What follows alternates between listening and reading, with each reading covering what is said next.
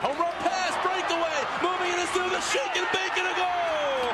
Kevin Dew.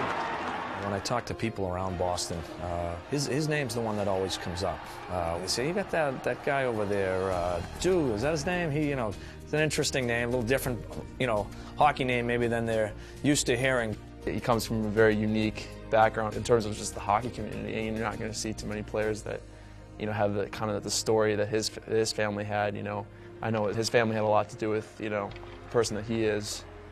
To know Harvard center Kevin Dew is to know the story of his father, Lou, who grew up in war-torn Vietnam as a member of Saigon's Chinese community.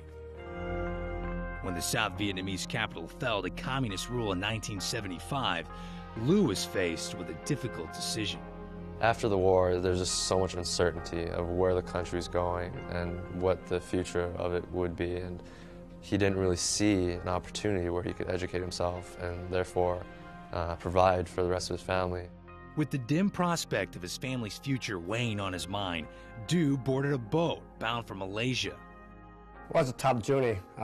We planned to land to Malaysia in 3 days, but somehow during the journey, the boat get broken. So we drove on the ocean for 15 days. The boat eventually found its way to the Malaysian coast, at which point Lou was sent to live in a nearby refugee camp. He braved the poor conditions for 5 months before finally being awarded immigrant status in Canada. But his freedom came at a cost. Arriving in the small town of Tomahawk, Alberta, he found isolation in his new home. Suddenly I have to miles away from the family. And thinking about, I got mom and dad and sister, brother back home. They have no freedom. Being the only Chinese person in the little town of Tomahawk, he faced a lot of racism. He'd come home late at night, just crying. Working multiple jobs over the course of 6 years, Lou finally made it possible for the rest of his family to escape post-war Vietnam. During that time, Lou also met his future wife, Phong, who had fled Vietnam under similar circumstances. When Kevin was born in 1985, Lou and Phong were determined to help their son find the acceptance that they had found so elusive.